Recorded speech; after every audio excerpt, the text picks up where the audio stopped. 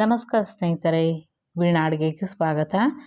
ತುಂಬ ರುಚಿಯಾಗಿ ಹಾಗೆ ಖಾರವಾಗಿ ಚಿಕನ್ ಪೆಪ್ಪರ್ ಫ್ರೈನ ಮಾಡಿಕೊಂಡ್ರೆ ಅನ್ನ ರಸಕ್ಕೆ ಹಾಗೆ ಸೈಡ್ ಡಿಶ್ ಆಗಿಯೂ ತಿನ್ಬೋದು. ತುಂಬ ಸೂಪರಾಗಿರುತ್ತೆ.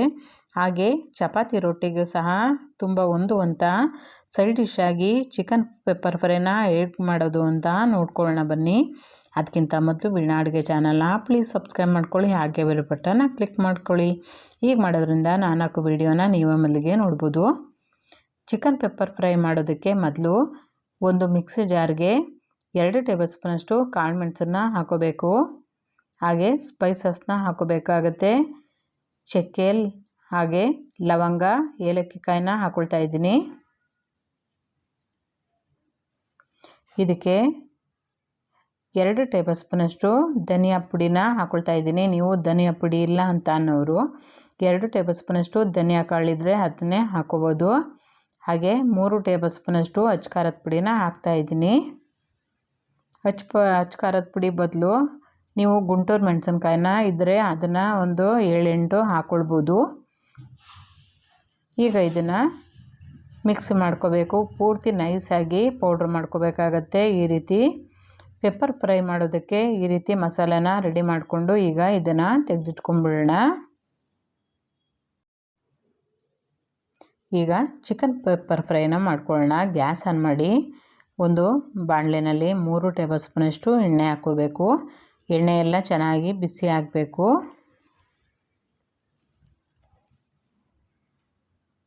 ಎಣ್ಣೆ ಬಿಸಿ ಆದಮೇಲೆ ಒಂದು ಈರುಳ್ಳಿನ ಚಿಕ್ಕದಾಗಿ ಕಟ್ ಮಾಡಿ ಒಗ್ಗರಣೆಗೆ ಸೇರಿಸ್ಕೋಬೇಕು. ಈರುಳ್ಳಿನ ಚೆನ್ನಾಗಿ ಬಾಡಿಸ್ಕೊಂಡು ಚೆನ್ನಾಗಿ ಇದನ್ನು ಹುರ್ಕೋಬೇಕಾಗತ್ತೆ.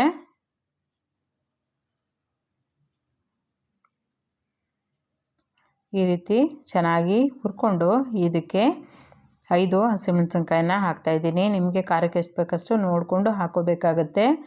ಒಂದು ಗರಿಯಷ್ಟು ಕರಿಬೇವನ್ನ ಹಾಕ್ಕೊಂಡು ಚೆನ್ನಾಗಿ ಇದನ್ನು ಬಾಡಿಸ್ಕೋಬೇಕು. ಅರ್ಧ ಟೇಬಲ್ ಸ್ಪೂನಷ್ಟು ಶುಂಠಿ ಬೆಳ್ಳುಳ್ಳಿ ಪೇಸ್ಟ್ನ ಹಾಕ್ಕೊಳ್ತಾ ಇದ್ದೀನಿ. ಹಸಿ ವಾಸನೆ ಎಲ್ಲ ಹೋಗೋವರೆಗೂ ಚೆನ್ನಾಗಿ ಇದನ್ನು ಹುರ್ಕೊಳ್ಳೋಣ.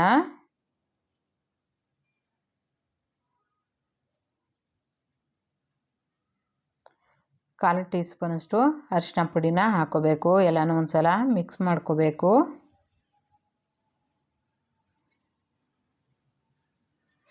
ಈಗ ನಾನಿಲ್ಲಿ 1 kgಯಷ್ಟು ಬ್ರಾಯ್ಲರ್ ಚಿಕನ್ನ ತೊಗೊಂಡಿದ್ದೀನಿ. ಚೆನ್ನಾಗಿ ಉಪ್ಪು ಅರಿಶಿನ ಹಾಕಿ ತೊಳ್ಕೊಂಡು ನೀರೆಲ್ಲ ಬಸಿದ್ಬಿಟ್ಟು ಒಗ್ಗರಣೆಗೆ ಸೇರಿಸ್ಕೋಬೇಕು. ಒಗ್ಗರಣೆಯಲ್ಲಿ ಚಿಕನ್ನು ಚೆನ್ನಾಗಿ ಬಾಡಿಸ್ಕೋಬೇಕು. ಚಿಕನ್ನಲ್ಲೂ ನೀರು ಬಿಡೋದ್ರಿಂದ ಚೆನ್ನಾಗಿ ನೀರೆಲ್ಲ ಹೀರ್ಕೊಳ್ಳೋವರೆಗೂ ಚಿಕನ್ನ ಚೆನ್ನಾಗಿ ಹುರ್ಕೋಬೇಕಾಗತ್ತೆ.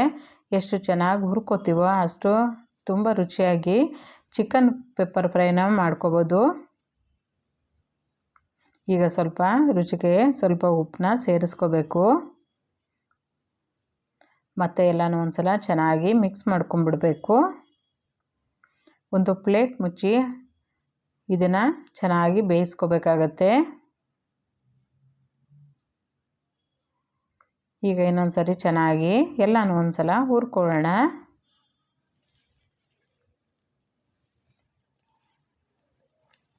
ಚಿಕನ್ನು ಬೇಯಷ್ಟು ನೀರನ್ನ ಸೇರಿಸ್ಕೊಂಡು ಮತ್ತೆ ಒಂದು ಪ್ಲೇಟ್ ಮುಚ್ಚಿಬಿಟ್ಟು ಇದನ್ನು ಬೇಯಿಸ್ಕೋಬೇಕು. ಚಿಕನ್ನು ಚೆನ್ನಾಗಿ ಬೆಂದಾದಮೇಲೆ ಈಗ ಸ್ವಲ್ಪ ಕೊತ್ತಂಬರಿ ಸೊಪ್ಪು, ಸ್ವಲ್ಪ ಪುದೀನ ಸೊಪ್ಪನ್ನ ಹಾಕ್ಕೊಳ್ಳೋಣ.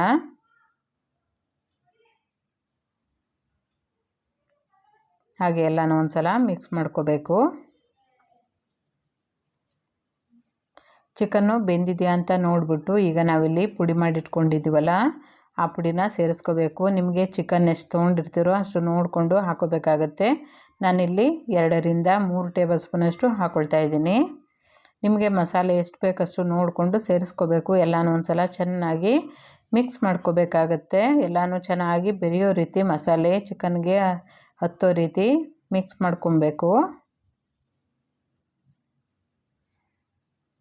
ತುಂಬ ಸಿಂಪಲ್ಲಾಗಿ ಮಾಡ್ಕೋಬೋದು. ಹಾಗೆ ಸೈಡ್ ಡಿಶ್ ಆಗಿ ಮಾಡ್ಕೋಬೋದು. ಒಂದು ಪ್ಲೇಟ್ ಮುಚ್ಚಿ 1-2 ನಿಮಿಷ ಕಾಲ ಹಾಗೆ ಬೇಯಿಸ್ಕೊಂಡಂತೂ ತುಂಬ ಟೇಸ್ಟಾಗಿ ಚಿಕನ್ ಪೆಪ್ಪರ್ ಫ್ರೈ ರೆಡಿ ಆಗಿಬಿಡುತ್ತೆ. ನೋಡ್ತಾ ಇರ್ಬೋದು, ತುಂಬ ಸಿಂಪಲ್ಲಾಗಿ ತುಂಬ ಟೇಸ್ಟಿಯಾಗಿರುತ್ತೆ. ಈಗ ಇನ್ನು ಸ್ವಲ್ಪ ಕರಿಬೇವು ಸೊಪ್ಪನ್ನ ಹಾಕ್ಕೊಂಡ್ರೆ ಸಾಕು. ಹಾಗೆ ಸ್ವಲ್ಪ ಕೊತ್ತಂಬರಿ ಸೊಪ್ಪನ್ನ ಸೇರಿಸ್ಕೊಂಡು ಒಂದು ಪ್ಲೇಟ್ ಮುಚ್ಚಿ ಹಾಗೆ ಸಿಮ್ನಲ್ಲಿ 1 ನಿಮಿಷ ಕಾಲ ಬಿಟ್ಬಿಟ್ಟು ತೆಗೆದುಬಿಡೋದು. ನೋಡ್ತಾ ಇರ್ಬೋದು ತುಂಬ ಟೇಸ್ಟಾಗಿ ಚಿಕನ್ ಪೆಪ್ಪರ್ ಫ್ರೈನ ಮಾಡ್ಕೋಬೋದು. ಇದು ಅನ್ನ ರಸಕ್ಕೆ ಹಾಗೆ ತಿನ್ನೋದಕ್ಕೆ ಸೈಡ್ ಡಿಶ್ ಆಗಿ ಸಹ ಮಾಡ್ಕೋಬೋದು. ಒಂದ್ಸಲ ಈ ವಿಧಾನದಲ್ಲಿ ಒಂದ್ಸಲ ಚಿಕನ್ ಪೆಪ್ಪರ್ ಫ್ರೈನ ಒಂದ್ಸಲ ಟ್ರೈ ಮಾಡಿ ಸ್ನೇಹಿತರೆ. ತುಂಬ ಸಿಂಪಲ್ ರೆಸಿಪಿ ಅಂತಲೇ ಹೇಳ್ಬೋದು. ತುಂಬ ಖಾರವಾಗಿ ಹಾಗೆ ತುಂಬ ಟೇಸ್ಟಾಗಿರುತ್ತೆ. ಹೊಸ್ದಾಗಿ ಕಲಿಯೋರು ಸಹ ತುಂಬ ಈಸಿಯಾಗಿ ಮಾಡುವಂಥ ಚಿಕನ್ ಪೆಪ್ಪರ್ ಫ್ರೈನ ಒಂದ್ಸಲ ಟ್ರೈ ಮಾಡಿ ಸ್ನೇಹಿತರೆ. ಈ ರೆಸಿಪಿ ಇಷ್ಟ ಆಗಿದ್ರೆ ಲೈಕ್ ಮಾಡಿ, ಶೇರ್ ಮಾಡಿ, ಕಮೆಂಟ್ ಮಾಡಿ. ಹಾಗೆ ಹೊಸಬ್ರು ಯಾರು ನೋಡ್ತಾ ಇದ್ದರೆ ದಯವಿಟ್ಟು ಸಬ್ಸ್ಕ್ರೈಬ್ ಮಾಡ್ಕೊಂಡು ನೋಡಿ. ಹಾಗೆ ನೀವು ಮಾಡಿ ಹೇಗಿತ್ತು ಅಂತ ಅನಿಸಿಕೆ ಅಭಿಪ್ರಾಯಗಳನ್ನ ಕಮೆಂಟ್ ಮೂಲಕ ತಿಳಿಸಿ. ಮತ್ತಷ್ಟು ಈಸಿ ರೆಸಿಪಿಗೋಸ್ಕರ ವೀಣಾ ಅಡುಗೆ ಚಾನಲ್ನ ಪ್ಲೀಸ್ ಸಬ್ಸ್ಕ್ರೈಬ್ ಮಾಡ್ಕೊಳ್ಳಿ. Thank you.